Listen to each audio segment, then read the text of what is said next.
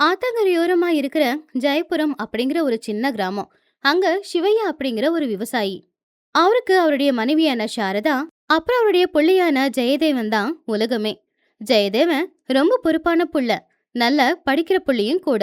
அவங்க குடும்பத்துல எவ்வளவு கஷ்டம் இருந்தாலும் கூட புள்ளைய நல்லா படிக்க வைக்கணும்னு சிவையா ஆசைப்பட்டாரு. அதனால அப்பா அம்மா ரெண்டு பேருமே வயல் வேலையை செஞ்சுக்கிட்டு கூலி வேலைக்கு போய்கிட்டு புள்ளைக்கு எந்த குறையும் இல்லாம பாத்துக்கிட்டாங்க. ஜெயதேவன் அவங்க ஊர்ல 12வது வரைக்கும் ரொம்பவும் நல்லபடியாவே படிச்சுக்கிட்டு இருந்தான். இனிமே படிக்கணும்னா பட்டணத்துக்கு தான் போகணும். ஆனா பட்டணத்துல படிப்புக்கு அவரை செலவு நினைச்சு யோசிச்சுக்கிட்டு அவங்க அப்பா கிட்ட அவன் வந்தான். அம்மா, அப்பா, எனக்கு தெரியும். நீங்க என்ன படிக்க வைக்கிறதுக்கே எவ்வளோ கஷ்டப்படுறீங்கன்னு. இனியும் உங்கள கஷ்டப்படுத்துறதுல எனக்கு விருப்பம் இல்ல. கிராமத்துல இருக்கிற வரைக்கும் நான் நல்லா தானே படிச்சேன். இனி படிப்பு போதும். நானும் உங்க கூட வந்து விவசாயத்த கத்துக்கிறேன். வாய மூட்றா. என்ன பேசிக்கிட்டு இருக்க? நீ நல்லா படிச்சா மட்டும்தான் நம்ம குடும்பம் நல்லா இருக்கும் தான் இத்தனை நாளா கஷ்டப்பட்டோம்.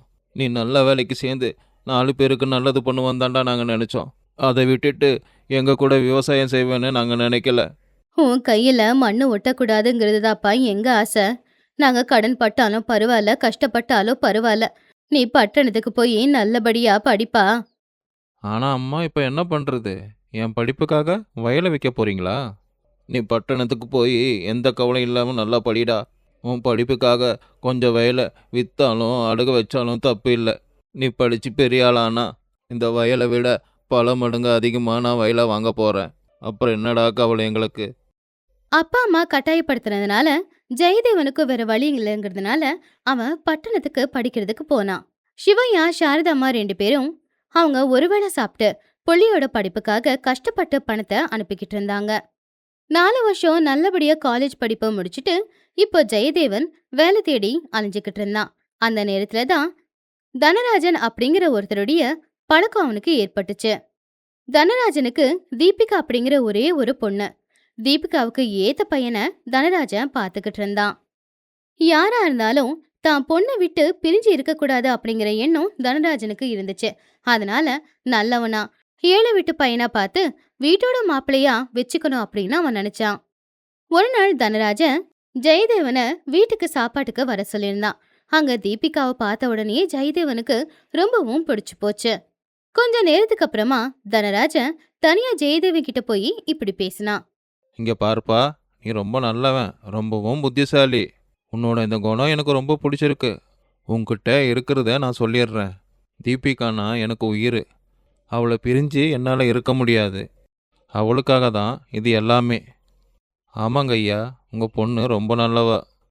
ஆமாப்பா, அதுக்காகத்தான் நல்லா படித்த நல்ல குணமாக இருக்க பையனாக பார்த்து அவளுக்கு கட்டி வைக்கணும்னு நான் நினச்சேன். ஆனால் நல்ல சம்பந்தம் எதுவுமே கிடைக்கல. நீ கிடைச்சிருக்க. உன்னை எனக்கு ரொம்ப பிடிச்சிருக்கு. நான் உன்னை எங்கள் வீட்டு மாப்பிள்ளையாக ஆக்கிக்கலான்னு ஆசைப்பட்றேன். மன்னிச்சிடுங்க ஐயா, நீங்கள் ரொம்ப பெரிய பணக்காரரு. ஆனால் நான் ஒரு சாதாரண ஏழை. எப்படிங்க ஐயா ஒத்து போகும்? அதெல்லாம் பரவாயில்லப்பா. உன் நல்ல குணத்துக்கு முன்னாடி நீ ஏழையாக இருந்தாலும் பரவாயில்ல. ஆனால் ஒன்றே ஒன்று, நீ வீட்டோட மாப்பிள்ளையா வரணும். வீட்டோட மாப்பிள்ளையா? தயவு செஞ்சு என்னை மன்னிச்சிடுங்க ஐயா. எனக்குன்னு அப்பா அம்மா இருக்காங்க. சொத்து விற்று அவங்க கஷ்டப்பட்டு இத்தனை நாளாக என்னை வளர்த்துருக்காங்க, படிக்க வச்சுருக்காங்க. அவங்கள நிச்சயமாக நான் நல்லபடியாக பார்த்துக்கணும். அதனால் வீட்டோட மாப்பிள்ளையா என்னால் வரவே முடியாது. அதனால் என்னப்பா, உங்கள் அப்பா அம்மா பார்த்துக்க வேண்டியது உன்னோட கடமை. உங்கள் அப்பா அம்மாவை இங்கே வர சொல்லு. நம்ம எல்லாரும் ஒன்றா சேர்ந்து ஒரே குடும்பமாக வாழலாம். ஐயா, எங்கள் அப்பா அம்மா கிராமத்திலே இருந்து பழகுனவங்க. அவங்க பட்டணத்துக்கு வரமாட்டாங்க. அது மட்டும் இல்லை, பணக்கார வீட்டுக்கு நான் வீட்டோட மாப்பிள்ளையாக போயிட்டேன்னு எல்லாரும் என்னை பார்த்து சிரிப்பாங்க. அதில் எனக்கு விருப்பம் இல்லை. சரி, அப்படின்னா ஒன்று பண்ணலாம். நான் நேராக வந்து உங்கள் அப்பா அம்மா கிட்ட பேசுகிறேன். ஒருவேளை அவங்க அதுக்கு ஒத்துக்கிட்டாங்கன்னா அப்புறம் நீ இந்த கல்யாணத்துக்கு ஒத்துக்குவே இல்லையா? ஒத்துக்கிறேங்க ஐயா. அப்படி தனராஜ ஜெயதேவன் கூட போய் அவங்க ஊர்ல அவங்க அப்பா அம்மாவை சந்திச்சு பேசிக்கிட்டு இருந்தான்.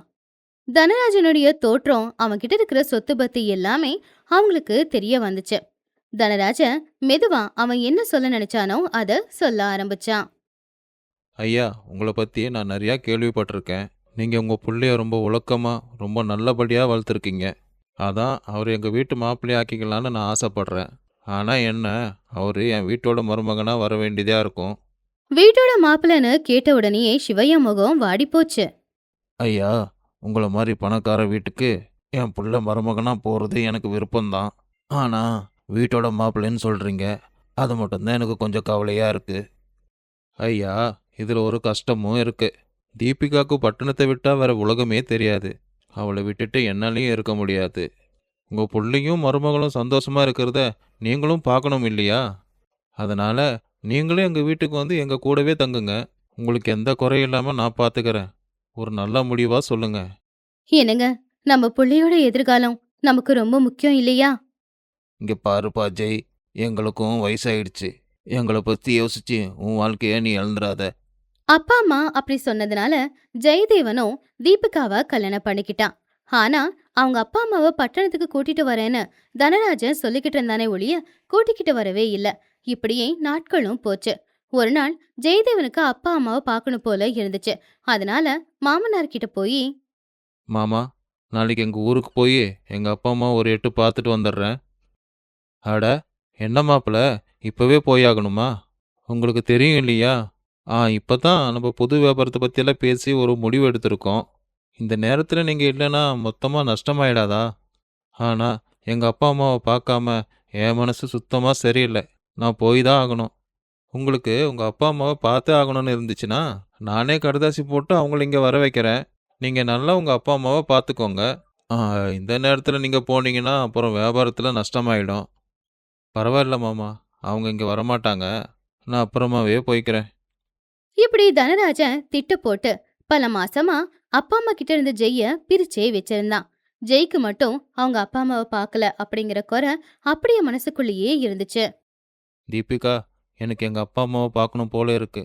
அவங்க என்னை வளர்க்க எவ்வளோ கஷ்டப்பட்டாங்கன்னு உனக்கு தெரியாது. ஆனா மாமா என்னை அங்க அனுப்பவே மாட்டேன்றாரு. எனக்கு தெரியுங்க. ஆனா அப்பாவுக்கு என் மேல பாசம் அதிகம். அதனாலதான் என்னை விட்டு ஒரு நிமிஷம் கூட அவரால பிரிஞ்சு இருக்க முடியல. நீங்க ஒன்னும் கவலைப்படாதீங்க. ஜெய் பொண்டாட்டியோட பேச்சு கேட்டு சமாதானம் ஆனாலும் தனராஜனுடைய திட்டம் அவனுக்கு தெரியல.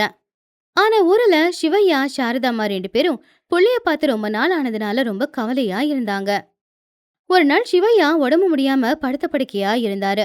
புள்ளைய பார்க்க முடியலன்ற ஏக்கத்துல தான் அவர் இப்படி இருக்காருன்னு சாரதாம்மா நினைச்சாங்க. ஊருக்குள்ள எல்லாரும் ஜெய்ய பத்தி தப்பு தப்பா பேச ஆரம்பிச்சாங்க. பணக்கார மாமனார் வீட்டுக்கு ஜெயதேவன் அவங்க அப்பா அம்மாவை மறந்துட்டு போயிட்டான். இனிமே இவங்களுக்கு யாரும் இல்ல, பாவம் வயசானவங்க கஷ்டப்படுறாங்க அப்படின்னு பேசிக்கிட்டு இருந்தாங்க. இது எல்லாமே சாரதாம்மா காதுல விழுந்துச்சு. அவங்க பட்டணத்துல இருக்கிற புள்ளைய கூட்டிக்கிட்டு வரணும் அப்படின்னு மனசுக்குள்ள முடிவெடுத்தாங்க. என்னங்க, நான் போய் நம்ம புள்ளைய பார்த்துட்டு வரேன்.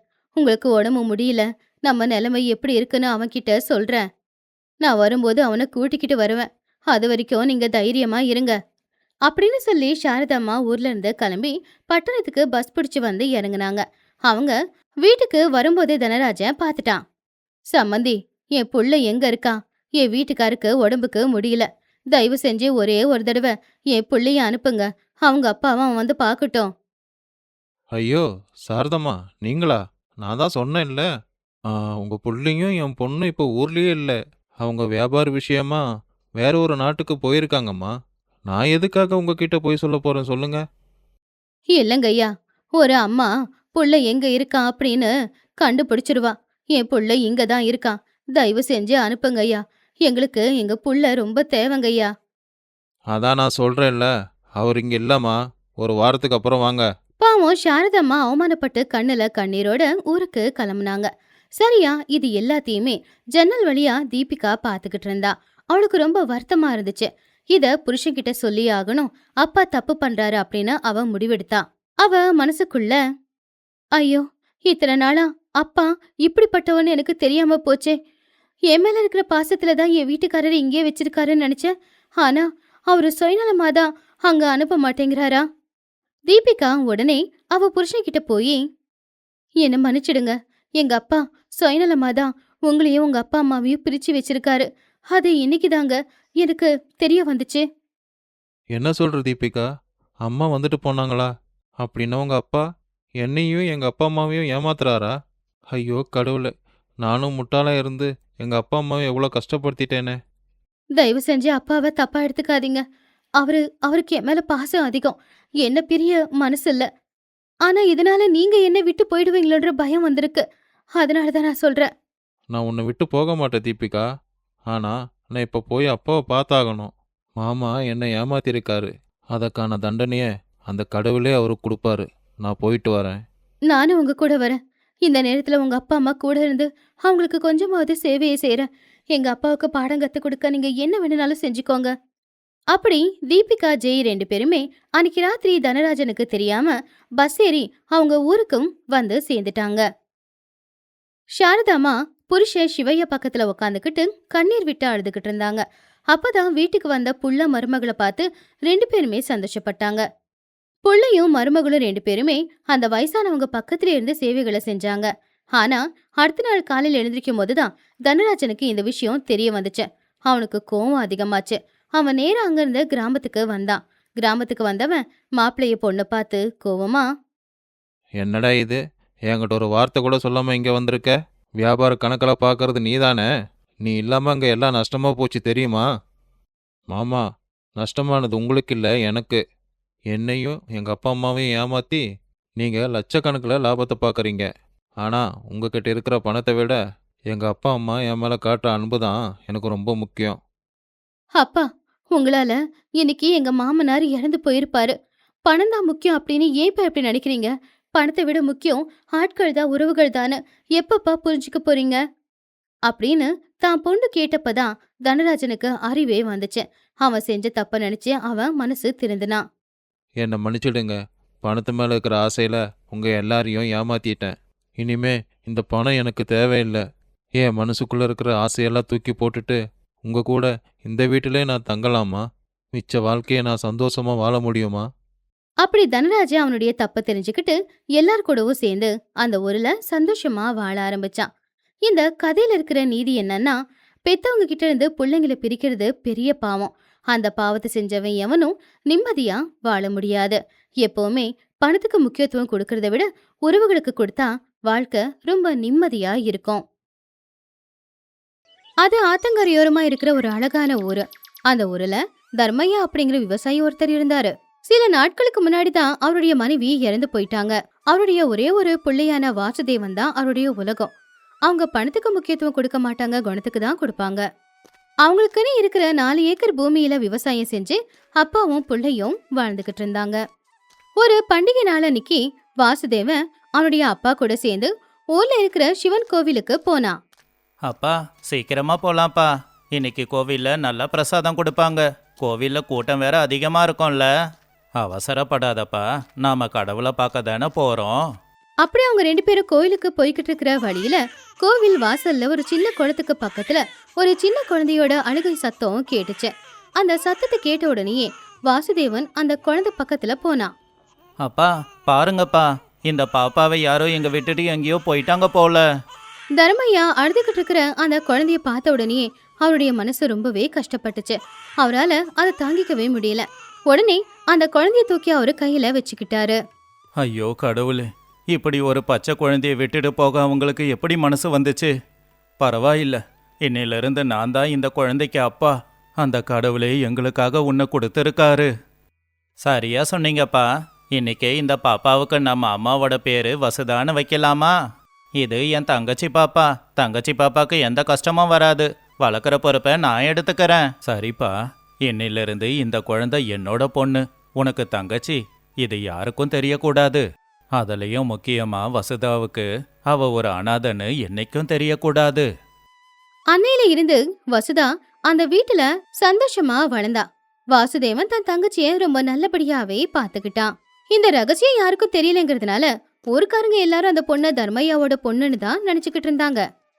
சில நாட்கள்ல காலத்தோட கொடுமை தர்மையா இறந்துட்டாரு.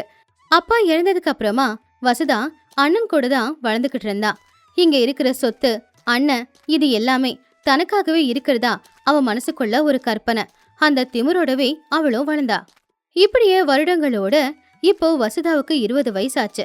அவ அதே ஊர்ல இருக்கிற விஷ்ணு அப்படிங்கிற ஒரு பையனை காதலிச்சா. ஆனா அவன் நல்லவன் இல்ல, ரொம்பவும் சுயநலக்காரன். அவனுக்கு வாசுதேவ தங்கச்சி மேல வச்சிருக்கிற பாசம் தெரியல. அவங்கள சுத்தி இருக்கிற அவங்க சொத்து மட்டும்தான் தெரிஞ்சுது. அவன் ஆசைப்பட்டதே அந்த சொத்துக்காக மட்டும்தான். வசுதாவோட அப்பாவித்தனம், வாசுதேவனுடைய நல்ல குணத்தை பயன்படுத்திக்கிட்டு எப்படியாவது இந்த சொத்து எல்லாத்தையும் அடையணும் அப்படின்னு அவன் முடிவெடுத்தான். ஒரு நாள் ஆத்தங்கரையோரமா வசுதாவும் விஷ்ணுவும் 2 பேருமே சந்திச்சுக்கிட்டாங்க. வசுதா, நீ எனக்கு தேவதை மாதிரி. ஆனா எங்க அம்மா ஒரு ஏழை வீட்டு பொண்ணு எனக்கு கல்யாணம் பண்ண சம்மதிக்க மாட்டாங்க. தான் வீட்டுக்கு வர மருமக நிறைய சொத்தோடவும் பணத்தோடவும் வந்தாதான் தான் குடும்பத்துக்கு கௌரவம்னு நினைக்கிறாங்க. அப்படி இல்லைன்னா நம்ம கல்யாணமே நடக்காது வசுதா. அட, அப்படியெல்லாம் சொல்லாத விஷ்ணு. நம்ம 2 பேரும் காதலிக்கிறோம். நம்ம காதலுக்கு குறுக்க பணம் நிக்க கூடாது. எங்க அண்ணன் ரொம்ப நல்லவரு. அவருக்கு நானா உசுரு. நான் என்ன கேட்டாலுமே எங்க அண்ணன் கொடுப்பாரு. நான் அண்ணன் கிட்ட போய் முதல்ல இந்த விஷயத்த பத்தி பேசுறேன் அப்படின்னு சொல்லி வசுதா சொத்தை பத்தி விசாரிக்கிறதுக்காகவும் அவளுக்கான பங்கு கேட்கறதுக்காகவும் அவளுடைய அண்ணன் வாசுதேவன் கிட்ட வந்தா. அண்ணன், நான் விஷ்ணுவை காதலிக்கிறேன். நாங்க 2 பேரும் கல்யாணம் பண்ணிக்கணும் அப்படின்னு நினைக்கிறோம். ஆனா அவங்க அம்மா என்ன மருமகளா ஏத்துக்கணும்னா வரதட்சணையா கொஞ்சம் சொத்து பணம் எல்லாம் கேக்குறாங்க. நான் கல்யாணம் பண்ணிக்கிட்ட விஷ்ணுவை தான் கல்யாணம் பண்ணிப்பேன். வேற யாரையும் கல்யாணம் பண்ணிக்க மாட்டேன் அப்படின்னு சொல்லி அழ ஆரம்பிச்சா. வாசுதேவன் தன் தங்கச்சியோட கண்ணுல வந்த கண்ணீரை பார்த்து அவன் மனசு வலிச்சுது. வசுதா, நீ எதுக்காக கவலைப்படுற? உன்னோட அண்ணன் நான் இருக்கேன்லம்மா. நீ விருப்பப்பட்டவனுக்கே உன்னை கல்யாணம் பண்ணி வைக்கிற பொறுப்பை நான் எடுத்துக்கிறேன். சொத்துல என்னமா இருக்கு? 4 ஏக்கர் பூமியில உன்னோட பங்கான 2 ஏக்கர் பூமியை உனக்கே எழுதி கொடுக்கறேன். நான் கல்யாணத்தை நல்லா நடத்துவேன். அதை கேட்டு வசுதா ரொம்ப சந்தோஷப்பட்டா. சில நாட்கள்லயே அந்த 4 ஏக்கர்ல 2 ஏக்கர் வசுதா பேர்ல எழுதி வச்சு வசுதாவுக்கு கல்யாணத்தையும் நல்லபடியா செஞ்சு வச்சா வாசு. ஆனா வசுதாவோட மாமியார் ரொம்ப பேராசை கொண்டவங்க. வசுதாவோட அண்ணனுக்குன்னு இருக்கிற அந்த 2 ஏக்கர் பூமி மேலயும் அவங்க பார்வை பட்டுச்சு. ஒரு நாள் வசுதாவோட மாமியார், இங்க பாருமா வசுதா, இப்போ நீ இந்த வீட்டு பொண்ணு. உங்க அண்ணனுக்கு கல்யாணம் ஆகல. அப்புறம் எதுக்கு அவருக்கு அந்த 2 ஏக்கர் பூமி? அந்த 2 ஏக்கர் பூமியையும் நீ ஏன் உனக்கு சொந்தமாக்கிக்கோ. அப்பதான் இந்த குடும்பத்துல ஒரு மருமகளா உனக்கு கிடைக்க வேண்டிய கௌரவம் கிடைக்கும். ஆமா வசுதா, இப்ப அண்ணின்னு யாரும் இல்ல. அதனால அந்த சொத்தை நீ எடுத்துக்கலாம். அண்ணின்னு யாருன்னா வந்துட்டா அப்புறம் உனக்கு அந்த சொத்து கிடைக்காது. 2 சுயநலம் பேராசை குணம் இருக்கிறவங்களுக்கு நடுவுல இருந்தா நல்ல மனசுக்காரங்க கூட அவங்கள மாதிரி மாற வாய்ப்பு இருக்கு. அதே மாதிரிதான் இப்போ வசுதா மாமியார் புருஷன் பேச்சு கேட்டு அவங்கள மாதிரியே சுயநலக்காரியா மாறினா. ஒரு நாள் வசுதா அண்ணனை பார்க்க அவங்க வீட்டுக்கு போனா. வசுதாவை பார்த்ததும் வாசு ரொம்ப சந்தோஷப்பட்டான். நல்லா இருக்கியாமா? மாப்பிள்ள வரலையாமா? அண்ணன், நான் உன்கிட்ட ஒரு முக்கியமான விஷயம் தான் பேச வந்திருக்கேன். எனக்கு மொத்த சொத்துமே வேணும்னு. வசுதா, அதான் பாதி சொத்தை கொடுத்துட்டேனேம்மா. அப்புறம் எதுக்காக மிச்ச சொத்தையும் கேட்கற? ஏன் கேட்க கூடாதுன்னு? உனக்கு தான் கல்யாணம் ஆகல இல்லையா? அப்புறம் எதுக்கு உனக்கு இந்த சொத்து? இந்த சொத்தும் எனக்கு தான். இதையும் என் பேர்லயே மாத்தி கொடுத்துரு. அதை கேட்டு வாசுவோட மனசு நொறுங்கி போச்சு. தான் தங்கச்சி இப்படி கேட்பாங்கிறத அவன் எதிர்பார்க்கவே இல்ல. அவனே சமாளிச்சுக்கிட்டு, சரிம்மா, எனக்குன்னு எதுவும் வேண்டாம். நீ சந்தோஷமா இருந்தா போதும். மிச்ச சொத்தையும் உன் பேர்லயே நான் எழுதி கொடுக்கறேன். நீ சந்தோஷமா இருமா. அப்படி வாசு மிச்சம் இருக்கிற எல்லா சொத்தையுமே தான் தங்கச்சி பேர்லயே எழுதி கொடுத்து அவளை சந்தோஷமா அனுப்பிட்டான். ஆனா இப்ப அவன்கிட்ட எதுவுமே இல்ல. வாசுதேவனுடைய முட்டாள்தனத்தை பார்த்து ஊருக்காரங்க எல்லாரும் ஏதேதோ பேச ஆரம்பிச்சிட்டாங்க. டே ராமையா, நம்ம வாசு இருக்கான்ல, அவன் தங்கச்சிக்காக மொத்த சொத்தையும் எழுதி கொடுத்துட்டானாமா. இப்படிப்பட்ட அண்ணன் கிடைக்க அந்த பொண்ணு கொடுத்து வச்சிருக்கணும். ஆனா இப்ப வாசுதேவனை யாரு கட்டிப்பாங்க? அவனுக்கு தான் சொத்து பத்துன்னு எதுவும் இல்லையே. உண்மைதான், சொத்து இல்லைன்னா என்ன? அவன் குணமே அவனுக்கு சொத்து தான். கடவுள் அவனுக்கு நிச்சயம் நல்ல பொண்ணு அனுப்பி வைப்பாரு. என்ன வசுதா இப்படி செஞ்சிருக்க தான் கூடாது. ஒரு நாள் வாசுவுக்கு மனசு சரியில்லைங்கிறதுனால அவன் கோவிலுக்கு சாமியை பார்க்க போனான். கோவில் குளத்தங்கரையில அவன் உக்காந்துக்கிட்டு இருக்கும்போது அந்த கோவிலோட பூசாரி வாசுவை பார்க்க வந்தாரு. என்னப்பா வாசு, நல்லா இருக்கியா? நீ பண்ண தியாகம் சாதாரண தியாகம் இல்ல. உனக்குன்னு இருந்த 2 ஏக்கர் பூமியை கூட உன் தங்கச்சிக்கு எழுதி கொடுத்துட்டியாமே. ஆமா பூசாரி ஐயா, என் தங்கச்சி ரொம்ப நல்லவ. புருஷன் பேச்சையும் மாமியார் பேச்சையும் கேட்டு அவ அப்படி மாறிட்டா. அது உண்மைதான். ஆனா வசுதா ஒன்னும் உன்னோட கூட பிறந்த தங்கச்சி இல்லையே. அன்னைக்கு இதே குளத்தோட கரையில வசுதா உங்களுக்கு கிடைச்சப்போ நானும் தான் கவனிச்சேன். அவ உன் சொந்த தங்கச்சி இல்ல. ஆனா மொத்தத்தையும் எதுக்காக எழுதி கொடுத்த? உங்க அப்பாவுக்கு தந்த வாக்குக்காகவா? ஆமா பூசாரி ஐயா, அன்னைக்கு இந்த கோவில் வாசல்ல எங்க அப்பா அந்த குழந்தைக்கு வாக்கு கொடுத்தாரு. நான் தான் உன்னுடைய அப்பா, இவன் தான் உன்னுடைய அண்ணன் அப்படின்னு. அவரு கொடுத்த வாக்க நான் மீறக்கூடாது இல்லைங்களா? அதனால தான் அவரு பெத்த பொண்ணான்னு நினைக்கிற வசுதாவுக்காக நான் இது எல்லாத்தையும் செய்யறேன். ஆனா என் அப்பா இந்த வயல்ல 2 பேருக்கும் பாதி பாதி இருக்குன்னு தான் சொன்னாரு. இருந்தாலும் என் தங்கச்சியோட சந்தோஷம் தானே எனக்கு ரொம்ப முக்கியம். கோவில் பூசாரியும் வாசுவும் பேசிக்கிட்டு இருந்த இந்த பெரிய ரகசியத்தை அப்பதான் கோவிலுக்குள்ள வந்த அந்த ஊரு ஜமீன்தாருடைய பொண்ணான யாமினி கேட்டுக்கிட்டு தான் இருந்தா. யாமினிக்கு ஏற்கனவே வாசுவ நல்லாவே தெரியும். ஏன்னா அவன் தான் தங்கச்சி மேல காட்டின பாசம் எந்த அண்ணனும் காட்ட முடியாத அளவுக்கு இருந்துச்சு. ஏற்கனவே அவன் மேல யாமினிக்கு நல்ல மரியாதை. இப்போ தங்கச்சியோட ரகசியத்தை பத்தி தெரிஞ்சுக்கிட்டு அந்த மரியாதை இன்னும் அதிகமாச்சு. அவ சாமி தரிசனத்தை முடிச்சிட்டு வீட்டுக்கு போயிட்டா. யாமினி, உனக்கு பட்டணத்துல ஒரு நல்ல பையனை பார்த்துருக்கம்மா. பையன் நல்லா படிச்ச பையன். இப்ப அமெரிக்கால பெரிய வேலையில இருக்கானாமா. வேண்டாப்பா, இந்த சம்பந்தம் வேண்டாம். எனக்கு வெளிநாட்டு சம்பந்தமும் வேண்டாம், பணமும் காசு வேண்டாம். எனக்கு நல்ல மனசு இருக்கிறவங்க தான்ப்பா வேணும். அதெப்படிம்மா? கல்யாணம்னாலே பணமும் கௌரவமும் தானே. இல்லப்பா, எனக்கு பணம் வேண்டாம், குணம்தான் வேணும். அந்த குணம் இதே ஊர்ல தான் இருக்கு. நான் ஒருத்தரை விரும்புறப்பா. அவரு இப்ப எல்லாத்தையும் இழந்து நிக்கிறாரே வாசு, அவர்தான் நான் கட்டிக்க விரும்புறேன். வாசுவா, அவன் தான் இருந்த சொத்தை கூட அவன் தங்கச்சிக்காக எழுதி கொடுத்துட்டானே. வெறும் பயலை நம்பி உன்னை எப்படிம்மா கட்டி கொடுக்க முடியும்? எதுக்காகம்மா ஒரு முட்டாளுக்காக பேசுற?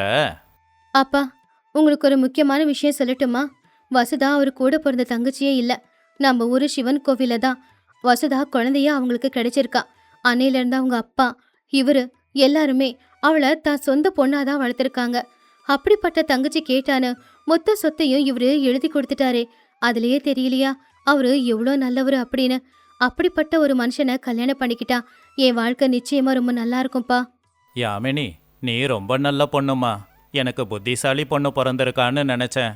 ஆனா நல்ல மனசு இருக்கிற பொண்ணு பிறந்திருக்கா. உன் விருப்பப்படியே வாசவுக்கு உன்னை கல்யாணம் பண்ணி வைக்கிறேன். யாமினியோட விருப்பத்தை தெரிஞ்சதுக்கு அப்புறமா ஜமீன்தாரு நேரா வாசு கிட்ட கல்யாண விஷயத்த பத்தி பேசுறதுக்காக அவன் வீட்டுக்கு போனாரு. என்னப்பா வாசு, எப்படி இருக்க? உன்னை பார்க்க தான் வந்திருக்கேன். ஆனா இந்த ஊரோட ஜமீன்தாரா இல்ல, ஒரு பொண்ணோட தகப்பனா. ஜமீன்தார் ஐயா, வாங்க வாங்க, வந்து உட்காருங்க. என்னங்க ஐயா, திடீர்னு என்ன சந்திக்க வந்திருக்கீங்க?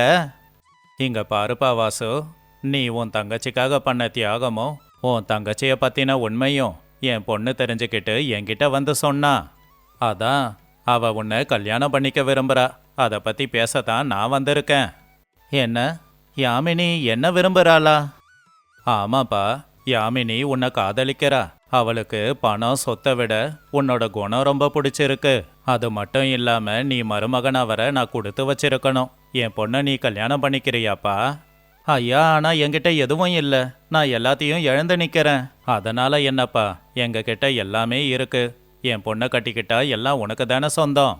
உன் குணத்தை வச்சு பார்க்கும்போது இந்த ஊர்லயே நீ பெரிய மனுஷன் ஆயிட்ட. தயவு பண்ணி என் பொண்ணை நீ கல்யாணம் பண்ணிக்கணும். சரிங்க ஐயா, உங்க நல்ல மனசுக்கு நிச்சயமா நான் ஒத்துக்கறேன். அப்படி ஜமீன்தார் வாசுவுக்கும் யாமினிக்கும் கல்யாணம் நிச்சயம் பண்ணிட்டாரு.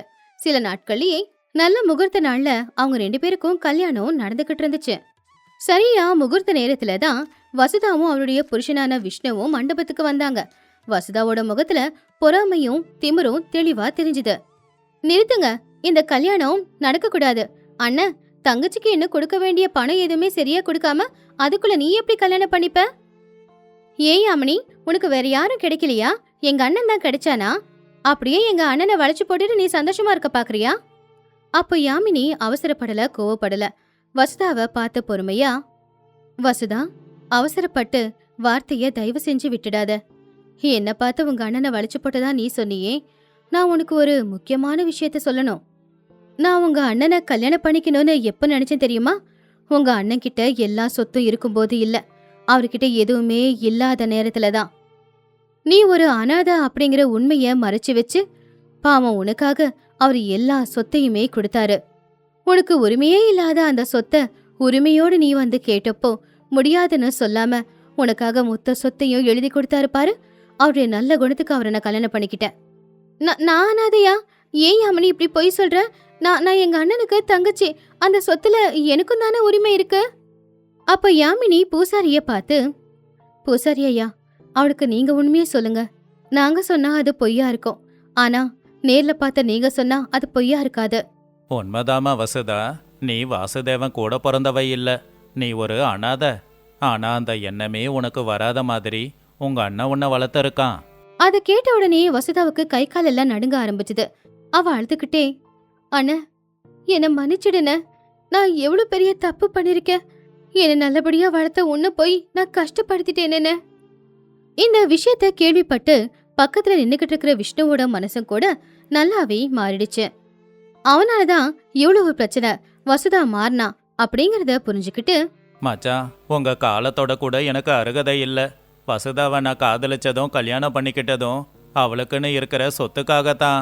உங்க குணத்துக்கு முன்னாடி நான் உங்க கால் தூசுக்கு கூட வரமாட்டேன். தயவு செஞ்சு நீங்க கொடுத்த சொத்தை வாங்கிக்கோங்க. என்ன மாப்பிள்ளை இது, சொத்தை பத்தியெல்லாம் பேசிக்கிட்டு? தங்கச்சியும் நீங்களும் எனக்காக இருக்கீங்கல்ல, எனக்கு அதுவே போதும். அன்னைக்கே வசுதா அவ எவ்வளவு பெரிய தப்பு பண்ணிருக்கா, அவளுக்கு எப்படிப்பட்ட ஒரு நல்ல அண்ணன் கிடைச்சிருக்கா அப்படிங்கறத புரிஞ்சுக்கிட்டா.